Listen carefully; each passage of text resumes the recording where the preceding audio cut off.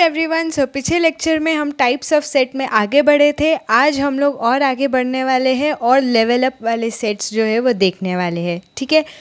पहला type of set जो आज हम देखने वाले हैं वो होने वाला है इंटरसेक्शन ऑफ टू सेट्स। ठीक है। आज हम लोग दो सेट के बीच का कैसे टाइप्स होते हैं वो देखने वाले, इतना याद रखो। इंटरसेक्शन ऑफ टू सेट्स यानी कि दो सेट जिसके बीच में कुछ तो कॉमन रहेगा, बीच में कॉमन रहेगा। ये वर्ड याद रखो, बीच में कॉमन। जैसे कि A है 1 3 5 7 एक सेट और B है 2 3 6 8। दोनों के बीच में कौन सा नंबर कॉमन है? 3। A इंटरसेक्शन, ये इंटरसेक्शन का सिंबल है। A इंटरसेक्शन B में हम क्या लिखेंगे? 3।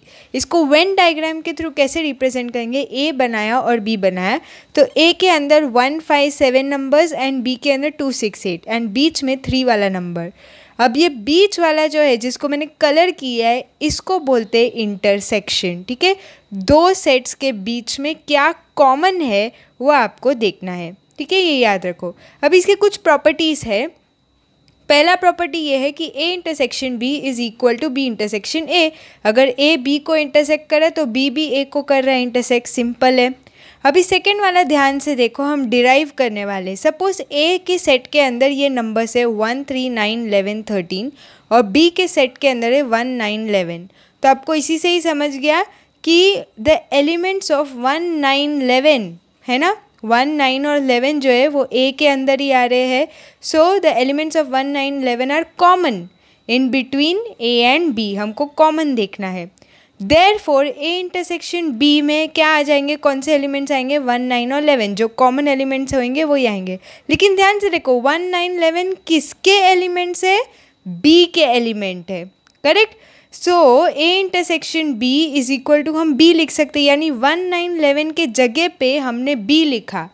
ओके, सो आई होप ये आपको चीज़ क्लियर हो गया कि A intersection B is equal to B, और ये कैसे आया ये भी मैंने आपको दिखा दिया।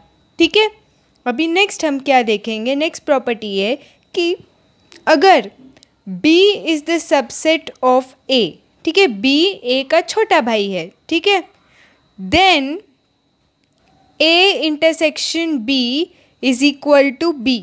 इसका मतलब क्या हुआ कि अगर B मैं बना रही हूँ, B बना रही हूँ, वो A के अंदर ही आ रहा है। ठीक है, B is the subset of A, छोटा भाई है।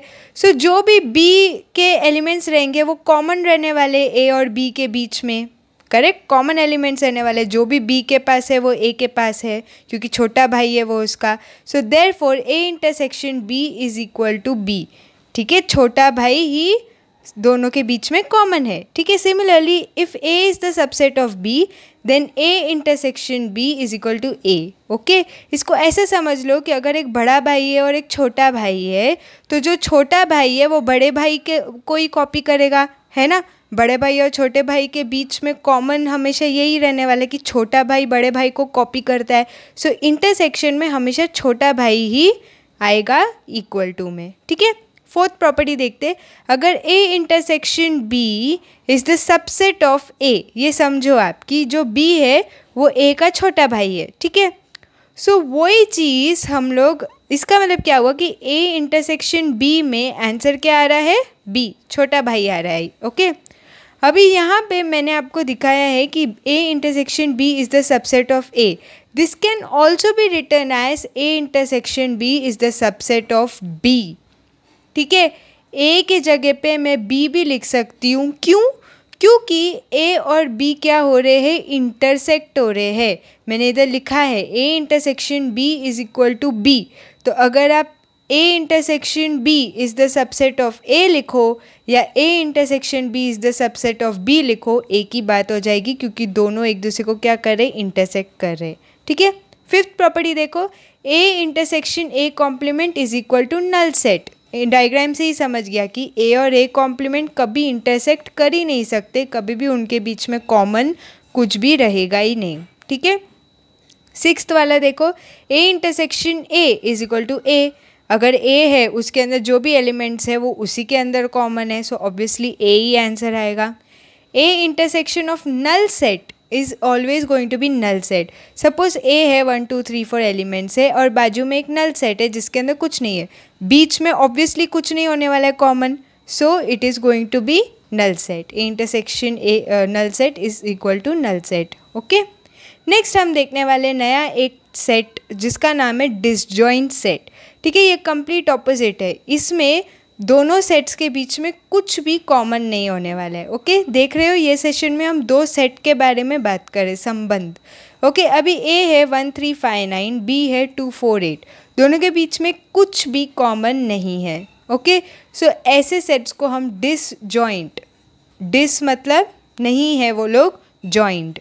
ठीक है, अभी ए और बी को देखो मैंने वेन डायग्राम में दिखाया, उनको बीच साथ में कुछ नहीं रखा है क्योंकि वो लोग डिसजॉइंट सेट्स है। ठीक है, नेक्स्ट तरीके का सेट जो है जो बहुत इंपॉर्टेंट है उसका नाम है यूनियन सेट। नाम से ही समझ जाते कि मिलन, यूनियन यानी मिलन। जब दो सेट्स साथ में मिलते हैं, ओके, तो वो दोनों सेट्स को साथ में मिला के बोलते हैं यूनियन सेट। जैसे a is -1 -3 -5 0 and b is 0 2 5। ठीक है, इसको हम लोग किस तरीके से वेन डायग्राम में दिखाएंगे कि a इधर है -1 -2 -3 एंड यहाँ पे आएगा 1 3 एंड 5 और बीच में 0 आएगा।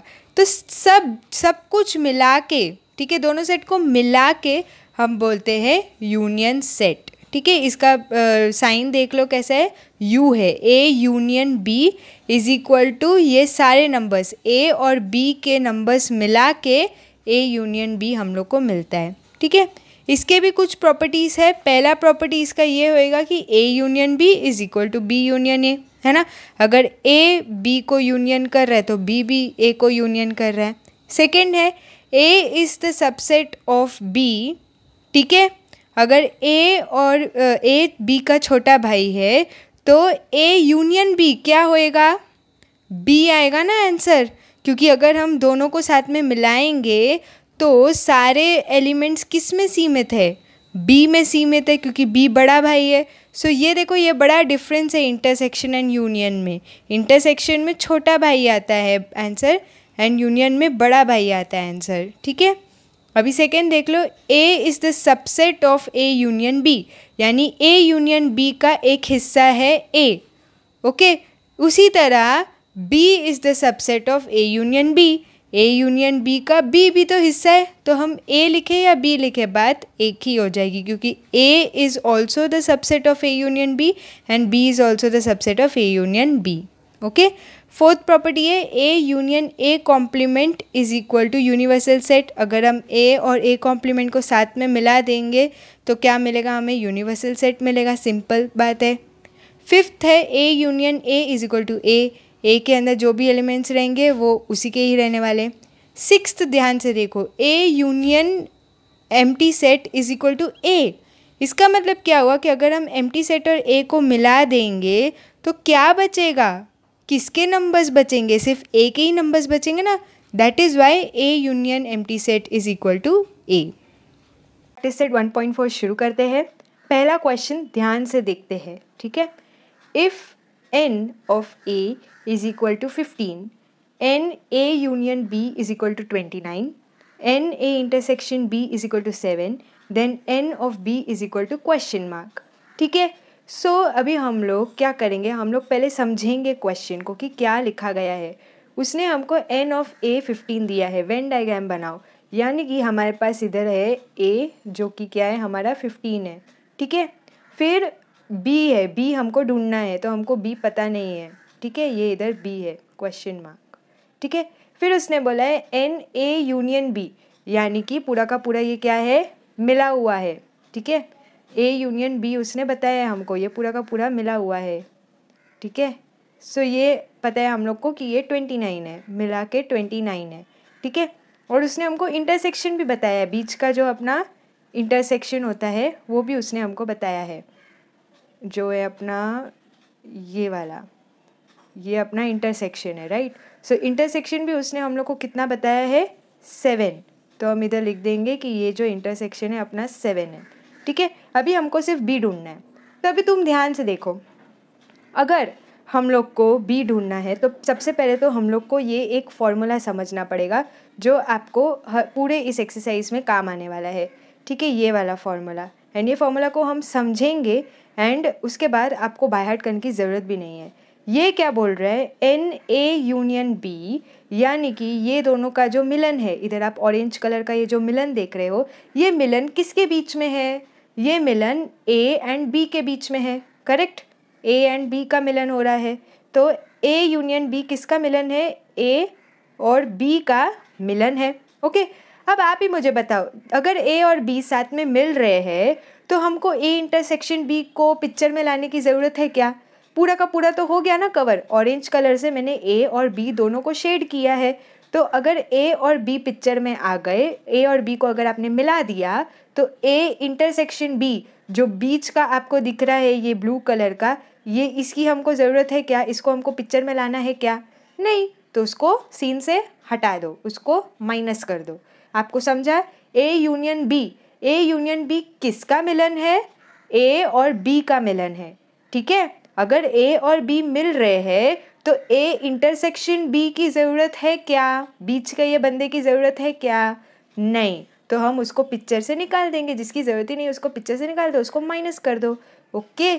सो यही आपका इधर फॉर्मूला बन जाता है, जो है हमारा A union B is equal to N of A N of B plus करेंगे हम, ठीक है। मैं आपको ऐसे ही दिखा रही हूँ, A और B को हम इधर प्लस करेंगे और A इंटरसेक्शन B को हम माइनस करेंगे। तो ये फॉर्मूला अपने नोटबुक में नोट डाउन कर दो एंड यही फॉर्मूला आपको पूरे प्रैक्टिस सेट में यूज़ करना है एंड आपको सम्स सॉल्व करना है। बट आपको आई होप समझ गया कि कॉन्सेप्ट क्या है, कैसे ये फॉर्मूला आया है, ठीक है। सो अभी हमने ये फॉर्मूला लिख दिया, अभी इसी फॉर्मूला के हिसाब से हम B को ढूंढेंगे, राइट। हमको B ढूंढना था, इधर मैंने बनाया था ना B हमको ढूंढना है इधर क्वेश्चन मार्क, तो डायग्राम भी बनाया करो, ठीक है। सो A यूनियन B का हम लोग को दिया गया है कि A यूनियन B कितना है, 29 है। तो हम कैसे लिखेंगे, A union B is equal to 29, ठीक है। एंड N ऑफ A भी दिया गया है, क्या है वो, 15 है, 15 इधर लिखा। फिर प्लस क्या करना है, N ऑफ B तो हमको पता नहीं, तो B को वैसे ही लिखो, माइनस हम क्या कर रहे हैं, माइनस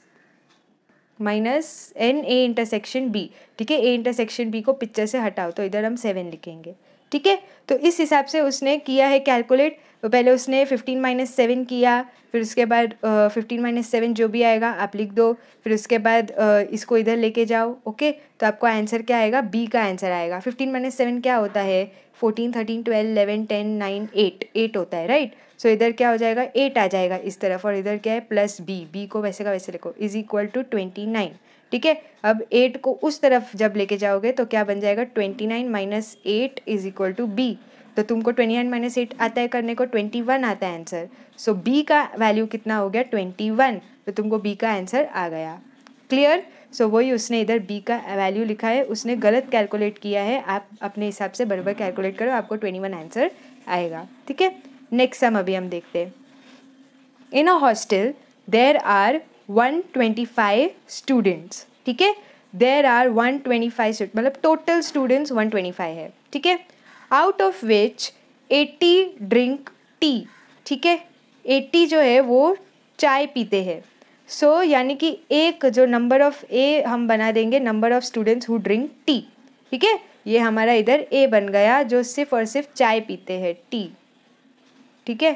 फिर उसके बाद क्या दिया गया है, 60 ड्रिंक कॉफ़ी, ठीक है। सो इसके लिए हम क्या दिखाएंगे कि 60 स्टूडेंट्स जो है वो कॉफ़ी पीते हैं। So N of B is going to be number of students who drink coffee. So ये इधर हो जाएगा N ऑफ B जो सिर्फ और सिर्फ कॉफ़ी पीते हैं, ठीक है। अभी बाकी क्या बोल रहा है, and 20 drink tea and coffee both.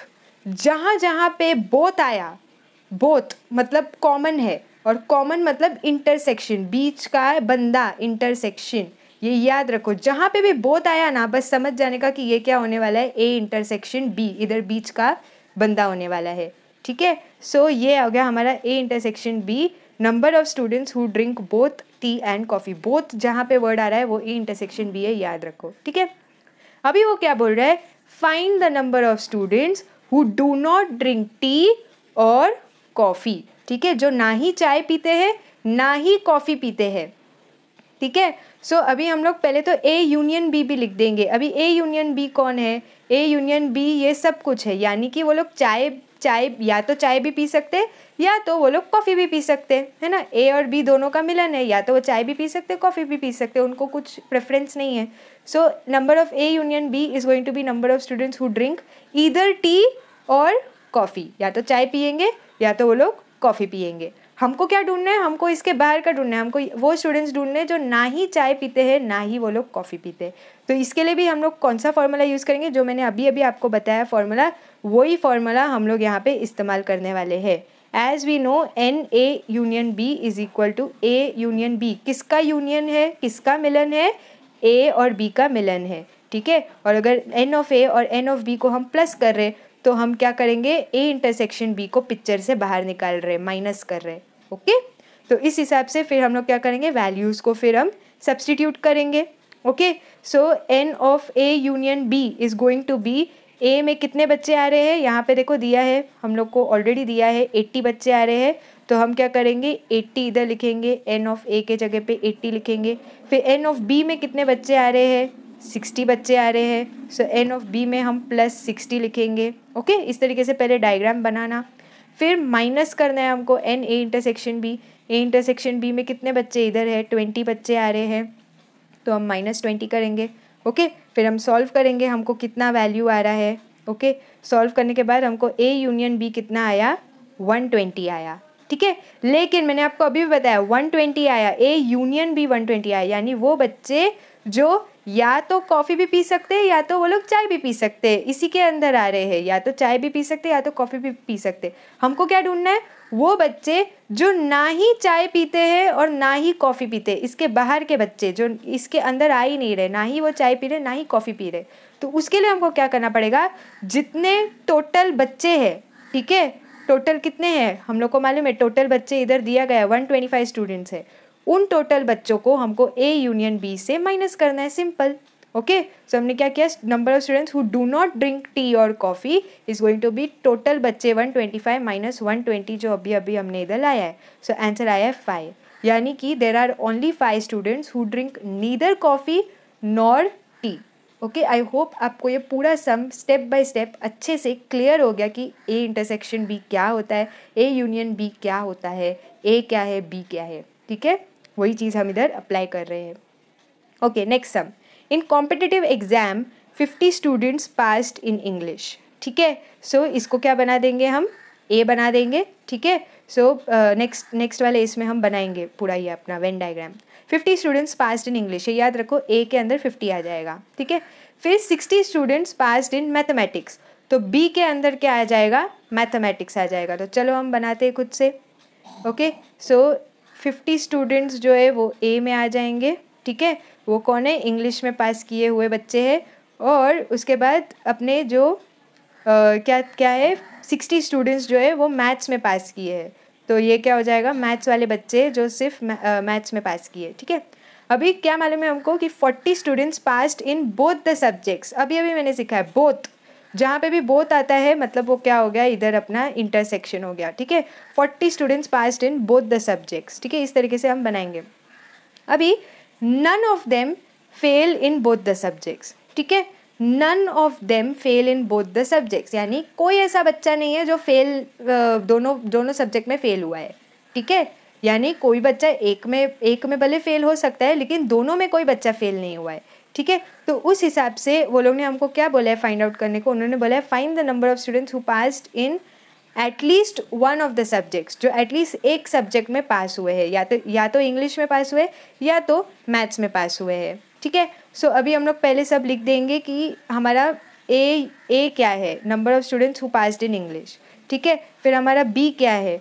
B is going to be number of students who passed in mathematics. फिर ए इंटरसेक्शन बी क्या है? Number of students who passed in both the subjects, right, number of students who passed in both the subjects.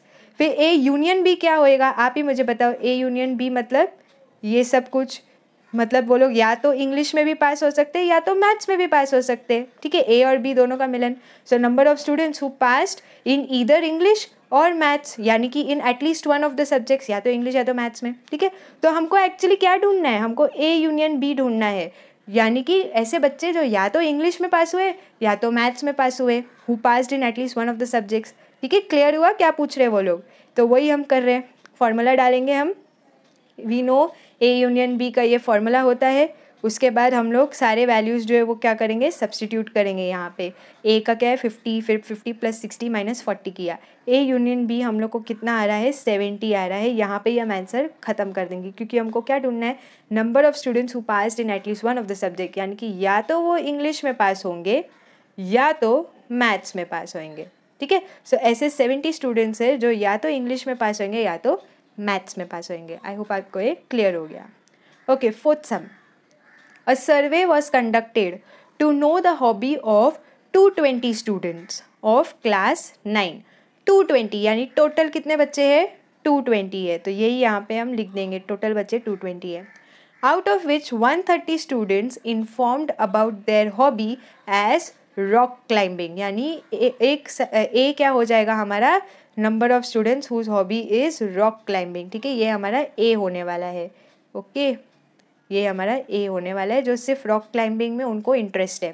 फिर उसके बाद क्या बोल रहे हैं ये हमको कि there are okay and 180 students informed about their hobby as sky watching. So ये हमारे स्काई वॉचिंग वाले बच्चे होने वाले जिनको सिर्फ स्काई वॉचिंग पसंद है, ठीक है। फिर बोल रहे हैं there are 110 students who follow both the hobbies. So इधर बीच में ये क्या आ जाएगा, बोथ हॉबीज़ वाले आ जाएंगे, इंटरसेक्शन, ठीक है। Then how many students do not have any of the two hobbies, यानी जिनको ना ही ए में हॉबी है ना ही बी में हॉबी है, मतलब क्या हो गया, ये बाहर वाले बच्चे हो गए, राइट। जिनको ना ही ए में हॉबी है ना ही बी में हॉबी है, कुछ नहीं है, उनको हॉबी ही नहीं है कोई, ठीक है। ये बाहर वाले बच्चे हो गए, ये हमको पहले ढूंढना है, ठीक है। हमने ये पहले वाले सम में भी किया था, तो पहले हम वो करते हैं, फिर उसके बाद नेक्स्ट वाला देखते हैं बाकी का वो लोग क्या पूछ रहे हैं हम लोग को, ठीक है। तो हम लोग क्या ये सब लिख देंगे, number of students whose hobby B and A intersection B, number of students whose hobby is both. A union B क्या होने वाला है, ए यूनियन बी वो बच्चे होने वाले हैं जिनको या तो रॉक क्लाइंबिंग पसंद आएगा या तो उनको स्काई वॉचिंग पसंद आएगा, ठीक है। दोनों भी पसंद, मतलब दोनों में से कोई भी एक पसंद आ सकता है। Either they are interested in rock climbing और they are interested in sky watching, यही लिखा है, number of students whose hobbies either rock climbing और स्काई वॉचिंग। सो इस तरीके से हमने लिख दिया। फिर उसके बाद हमने अच्छे से डायग्राम भी बना दिया हमने अच्छे बच्चे जैसे, एंड देन हमने हमारा इधर फॉर्मूला भी लिख दिया है, A union B is equal to n of A plus n of B minus n of A intersection B, ठीक है। फिर उसके बाद हमने सारे वैल्यूज सब्स्टिट्यूट किए एंड हमको ए यूनियन बी कितना आया है, इधर 200 आया है, ठीक है। अब उससे सबसे पहले हमको क्या पूछा है कि tell me the number of students who do not have any of the two hobbies. मैं बताया ना ही उनको ए की हॉबी है ना ही उनको बी की हॉबी है, बाहर वाले बच्चे, ठीक है। सो उसके लिए हम क्या करेंगे, टोटल जितने बच्चे हैं, टोटल क्लास में 220 बच्चे थे, ठीक है। सो 220 को हम लोग 200 से माइनस करेंगे, 220 - 200 करेंगे। ये जो जितना भी है ये पोर्शन, अगर हम लोग इसको माइनस कर देंगे तो हमको बाहर के बच्चे आ जाएंगे, राइट। सो टोटल 220 बच्चों को 200 से माइनस करो, बचता कितना है, 20 बचता है। तो वही उन्होंने लिखा है, therefore there will be 20 students who do not have that do not like rock climbing also and do not like sky watching also. फिर सेकेंडली उसने हमसे क्या पूछा है, how many of them follow the hobby of rock climbing only, जिनको सिर्फ rock climbing पसंद है, ठीक है, यानी जो सिर्फ और सिर्फ ए में आते हैं बस। तो उसके लिए हम क्या करेंगे, यहाँ पे हमारा ए है, ठीक है। तो ए में 130 बच्चे आ रहे हैं, लेकिन ये देखो ये बीच का भी आ रहा है, इंटरसेक्शन भी आ रहा है 110। तो अगर हम इंटरसेक्शन को पिक्चर से हटा देंगे तो हमको सिर्फ यही बचेंगे, ए वाले बच्चे ही बचेंगे जिनको सिर्फ रॉक क्लाइंबिंग पसंद है, ठीक है। सो वही उसने किया, इधर उसने 130 को 110 से माइनस किया, यानी सिर्फ ए को चाहिए हमको, बीच का जो इंटरसेक्शन है वो इंटरसेक्शन को हमको पिक्चर से निकालना है, क्योंकि इंटरसेक्शन क्या हो गया, कॉमन है, मतलब दोनों के बीच में। सो जब हम 130 - 110 करते तो 20 बचता है। तो इसका मतलब ये हुआ कि only 20 students are there who like only rock climbing, okay. Next उसने क्या पूछा है, how many students follow the hobby of sky watching only, यानी कि सिर्फ उनको बी वाला हॉबी है, ठीक है, ओनली स्काई वॉचिंग। तो यहाँ पे भी हम क्या करेंगे, अगर हमको सिर्फ बी चाहिए तो हम लोग क्या करेंगे, ये बीच का इंटरसेक्शन को फिर से हम पिक्चर से निकाल देंगे, तो सिर्फ बी वाले ही बच्चे रह जाएंगे जिनको सिर्फ स्काई वॉचिंग पसंद है। सो हम क्या किए, 180 माइनस 110 किए, हमको आंसर 70 आया। So only 70 students are there who like only sky watching. ठीक है, next question, observe the given Venn diagram and write the following sets. ठीक है, सो उन्होंने यहाँ पे हमको वेन डायग्राम दिया है, ठीक है, इस तरीके से, और उन्होंने हमको बोले है कि हर एक जो मैं बोल रहा हूँ यहाँ पे सेट वो तुमको लिखना है। ठीक है, ईजी है ये एकदम। सो सबसे पहले उसने हमको क्या बोला है कि 2 सेकेंड, उसने सबसे पहले हमको बोला है ए वाला सेट ढूंढने को। ठीक है, ए वाला सेट उसने बोला है, ए में बताओ कौन से लेटर्स आ रहे हैं। तो देखो इधर आप ही, ए में कौन से लेटर्स आ रहे हैं, x y z m and N, correct, ये सब लेटर्स आ रहे। सो वही हमने इधर लिख दिया x y z m n. ठीक है, नेक्स्ट यहाँ पे ये है, नेक्स्ट क्या बोला है उसने, बी का बोला है उसने हमको लेटर्स बोलने को। सो बी में कौन से लेटर्स आ रहे हैं, P Q R M and N, correct. So वही हमने इधर लिख दिया P Q R M N, easy है एकदम। नेक्स्ट उसने क्या बोला है हम लोग को फाइंड आउट करने को, नेक्स्ट उसने बोला है ए यूनियन बी ढूंढो, ए यूनियन बी, यानी कि ये पूरा का पूरा हम लोग को लिखना है, जितने भी लेटर्स है ए और बी के सारे लेटर्स लिख दो। ठीक है, तो क्या क्या लेटर्स है ये दोनों को मिला के लिख दो, x y z m n p Q r. ठीक है, नेक्स्ट उसने क्या बोला, यू यानी कि यूनिवर्सल सेट। तो ये देखो इधर बक्सा, यूनिवर्सल सेट। सो इसका मतलब क्या हुआ कि हमको ए और बी के लेटर्स भी लिखने हैं, प्लस ये जो बाकी के एस और टी है वो भी लिख देना है, क्योंकि यूनिवर्सल सेट यानी कि क्या होता है, सब कुछ आ जाता है, सबका बाप, सबका समुंदर। ठीक है, सो सारे लेटर्स लिख दो, x y z m n p Q r s t. ठीक है, नेक्स्ट उसने क्या बोला है ढूंढने को, नेक्स्ट उसने बोला है एक कॉम्प्लीमेंट बताओ मुझे। ठीक है, यानी कि ये जितने लेटर्स है, यानी कि अगर ये ब्लैक मछली है, ए वाली ब्लैक मछली है, तो ए कॉम्प्लीमेंट क्या होगी, वाइट मछली होगी। तो हम लोग को जो भी ए के अंदर है, ठीक है, ए के अंदर जो भी आ रहे हैं उनको छोड़ के हमको सिर्फ वाइट मछली के बारे में बताना है। ठीक है, तो बी वाले जो भी है वो वाइट मछली हो जाएंगे उल्टा। सो हम क्या लिखेंगे, ए कॉम्प्लीमेंट में P Q r S and T, यानी कि ये पी, ये इधर क्यू, ये इधर आर आएगा, और ये इधर एस और टी भी आ जाएंगे। ठीक है, जो भी वाइट मछली है हम लिख देंगे P Q r S and T. ये बीच का ए का कुछ नहीं आने वाला है, ठीक है, क्योंकि वो ब्लैक मछली हो गई। ठीक है, नेक्स्ट क्या उसने बोला है हमको, बी कॉम्प्लीमेंट। अभी बी कॉम्प्लीमेंट यानी बी में जो भी आएंगे वो बी कॉम्प्लीमेंट में नहीं आएगा, उल्टा। ठीक है, सो बी कॉम्प्लीमेंट का उल्टा क्या क्या आ सकता है, ये सब तो आएगा ही आएगा, एक्स वाई जेड। देखो यहाँ पे ये जो है ये अभी अपनी ब्लैक मछली बन गई। ठीक है, ये जो भी है, तो क्या क्या बचता है, एक हमारा इधर एक्स बचता है। ठीक है, एक्स बचा, वाई बचा, जेड बचा, एस बचा और टी बचा। ठीक है, ये सब जो है वाइट मछली है। सो हमने ये लिख दिए बी कॉम्प्लीमेंट में x y z s t. Okay, and lastly उसने बोला ए यूनियन बी कॉम्प्लीमेंट, यानी जो भी मैं अभी अभी आपको बताया है कि जो भी ए और बी के अंदर नहीं आता है उसके बाहर का, ए यूनियन बी कॉम्प्लीमेंट, यानी ए यूनियन बी का ऑपोजिट, उल्टा, जो ए और बी के बीच में नहीं आ रहा है। तो ऐसे तो सिर्फ दो ही लेटर्स है, एक है हमारा एस और एक है हमारा टी, यही दोनों लेटर्स है जो ए यूनियन बी के कॉम्प्लीमेंट है। सो हमने यहाँ पे लिख दिया ए यूनियन बी कॉम्प्लीमेंट ये होगा। ठीक है, सो इसी के साथ हमारा पूरा चैप्टर ख़त्म होता है।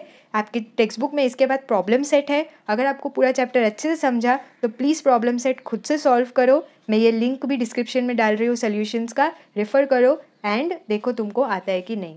ओके, तो चलो हम लोग एक रिवीजन कर देते हैं टेबल के फॉर्मेट में कि हमने पूरे चैप्टर में कितने तरीके के सेट्स देखे और कितने तरीके के सेट्स हमने सॉल्व भी किए। प्लीज़ अपने बुक में ये नोट डाउन करो, तुमको ये बहुत बहुत बहुत काम आएगा। हो सकता है तो वॉल पे टंगा के रख दो। ठीक है, पहले हमने सीखे दो मेथड्स ऑफ राइटिंग सेट्स। पहला था रोली, ओके, रोस्टर मेथड या फिर लिस्टिंग मेथड। इस मेथड में हम लोग नंबर्स लिखते हैं, ओके, एंड किस तरीके से लिखते हैं, ए फिर कर्ली ब्रैकेट के अंदर 1 2 3 4 and so on, curly bracket close. Second method of writing set is रूसी। ठीक है, दो बहनें हैं, रूसी, रूल मेथड या फिर सेट बिल्डर मेथड। ये वाली बहन में हम लोग क्या करते हैं, वर्ड्स लिखते हैं सेट के अंदर। a is equal to x such that x is a natural number, ठीक है, ये slanting line is such that, okay. फिर हमने टाइप्स ऑफ सेट देखे। सिंगलटन सेट पहला टाइप था जिसके अंदर सिर्फ सिंगल वैल्यू आता है। फिर था हमारा एम्प्टी सेट या फिर नल सेट। इसका सिंबल कैसा था, गोला एंड उसके ऊपर स्लैंट, ओके, फाई इसको बोलते हैं। एंड इसके अंदर कुछ वैल्यू, कुछ वर्ड, कुछ नंबर नहीं आएगा, ओके, नल्ला है वो सेट। नेक्स्ट हमने देखा फाइनाइट सेट जो काउंटेबल होता है, जैसे 1 2 3 4 5 ख़त्म, okay. Infinite set is uncountable, असीमित है वो, अनलिमिटेड है वो, ए के अंदर 1 2 3 4 5 सो ऑन चलते ही रहेंगे नंबर्स, ओके। फिर हमने देखा इक्वल सेट, यानी कि दो सेट्स जो इक्वल होते हैं, ठीक है। फॉर एग्जाम्पल अगर मैं ए का सेट लूँगी 1 2 3 4 एंड बी के सेट में भी अगर 1 2 3 4 नंबर्स है तो A is equal to B, so इसको बोलते हैं इक्वल सेट्स, ठीक है। अनइक्वल सेट इज़ दो सेट जो इक्वल नहीं है, ठीक है। जैसे कि ए है, ए के अंदर 1 2 3 4 नंबर्स आ रहे हैं लेकिन बी के अंदर 5 6 7 8 नंबर्स आ रहे हैं, so A is not equal to B, simple. फिर हमने देखा सबसेट, लेवल अप हुआ हमारा, ठीक है, सेट्स का। सबसेट जो छोटा भाई होता है, ठीक है, छोटा भाई always on the left side, A is the subset of B, A is जो लेफ्ट साइड में होगा वो छोटा भाई होगा, ओके। फिर हमने देखा यूनिवर्सल सेट जो समुंदर है या फिर सबका बाप है। सो जैसे कि यू हम लिख रहे हैं 1 2 3 4 5 6 7 8 9 10 यूनिवर्सल सेट है जिसके अंदर सारे नंबर्स आ जाएंगे, ठीक है। एंड ए जो है उसी का ही एक हिस्सा है, 2 4 6 8 लिखेंगे हम, ठीक है। फिर हमने सीखा कॉम्प्लीमेंट सेट, ओके। हमने सीखा कि कॉम्प्लीमेंट सेट क्या होता है, हर एक सेट का उल्टा होता है, यानी कि अगर समुंदर के अंदर ब्लैक मछली है तो समुंदर के अंदर वाइट मछली भी होगी, करेक्ट, उल्टा है वो। सो जैसे कि ए है 2 4 6 8 10, सो उसका एक कॉम्प्लीमेंट क्या होएगा 1 3 5 7 9, ठीक है। यूनिवर्स के ही हिस्से रहते हैं लेकिन दो अलग अलग कलर्स की मछलियाँ हैं, ठीक है। फिर हमने वेन डायग्राम सीखा। वेन डायग्राम तो कैसे हम रिप्रेजेंट करते हैं, ठीक है, ए रहेगा एंड ए कॉम्प्लीमेंट रहेगा, किस तरीके से रिप्रेजेंट करते। फिर हमने इंटरसेक्शन सेट देखा जिसमें हम देखते हैं कि कॉमन क्या है, ठीक है। जैसे कि ए एंड बी है तो इसके बीच का जो भी रहेगा वो कॉमन रहेगा। कॉमन हमेशा बीच में रहता है, दोनों के बीच में क्या कॉमन है, ठीक है। डिसजॉइंट सेट, दोनों सेट्स में कुछ भी कॉमन नहीं रहेगा, ओके। नेक्स्ट हमने देखा यूनियन सेट, यानी कि दो सेट का मिलन, ठीक है। दोनों सेट को जब हम जोड़ते हैं, दोनों सेट को जब हम साथ में लेके आते हैं तो उसको बोलते हैं यूनियन सेट। जैसे A is 1 2 3 and B is 4 5, okay, तो ये दोनों को मिला के हम यूनियन सेट बोलते हैं। सिंबल पे ध्यान दो। फिर हम लोग अभी ये इतना ही हमने सीखा। अभी हम लोग लास्ट में देखने वाले हैं symbols of the sets and ऐसे सेट्स जो एक दूसरे के कंप्लीट ऑपोजिट है, ताकि आपको हमेशा के लिए याद रहे। एम्प्टी सेट का सिंबल इज़ फाई, ठीक है, इसको फाई बोलते हैं ये सिंबल को। सबसेट का सिंबल इज़ सी, उसके नीचे अंडरलाइन। इंटरसेक्शन का सेट इज़ एन, ठीक है। यूनियन सेट का symbol is u and belongs to या फिर एलिमेंट ऑफ का सिंबल है ई जैसा, ये इस तरीके का सिंबल, ओके। ये सिंबल्स याद रखना, ओके। फिर हम देखेंगे ऑपोजिट सेट्स कौन कौन से हैं जो कम्प्लीटली ऑपोजिट है। पहले तो रोली और रूसी बहनें, ठीक है। रोली में हम नंबर्स लिखते हैं और रूसी में हम वर्ड्स लिखते हैं सेट के अंदर। सेकेंड होगा हमारा finite and infinite set. Finite set is countable, infinite set is uncountable, okay, please ये नोट डाउन करो। Third is equal and unequal set. Equal में दो सेट्स इक्वल, अनइक्वल में दोनों सेट्स इक्वल नहीं होंगे। फिर intersection set and disjoint set. Intersection का ऑपोजिट इज़ डिसजॉइंट। इंटरसेक्शन में कॉमन रहता है बीच में, डिसजॉइंट में कॉमन नहीं रहेगा कुछ भी बीच में। फिर देखा हमने intersection set and union set, ठीक है। इंटरसेक्शन सेट में सिर्फ बीच में कॉमन रहता है एंड यूनियन सेट तो मिलन रहता है, ठीक है। सो आई होप आपको ये चैप्टर अच्छे से समझ गया एंड प्लीज़ इसका प्रॉब्लम सेट सॉल्व करना एंड कमेंट सेक्शन में अगर कोई भी डाउट रहेगा तो ज़रूर लिख के दे देना। आज के लिए इतना ही, मिलते हैं नेक्स्ट लेक्चर में, तब तक के लिए गुड बाय। सो आपको आज का लेक्चर कैसे लगा नीचे कमेंट सेक्शन में लिख के ज़रूर बता देना। अगर आपने इस वीडियो को अभी तक लाइक नहीं किया तो किसके लिए रुके हो, लाइक कर दो एंड इस वीडियो को जितने फ्रेंड्स तक शेयर कर सकते हो उतने फ्रेंड्स को शेयर करो ताकि उनकी भी दिमाग की बत्ती आपके जैसे खुल जाए। लास्टली, अगर ये वीडियो आपको किसी भी वे में हेल्प किया है तो प्लीज़ इस चैनल को सब्सक्राइब कीजिएगा, हमें इससे बहुत खुशी होगी। Thank you.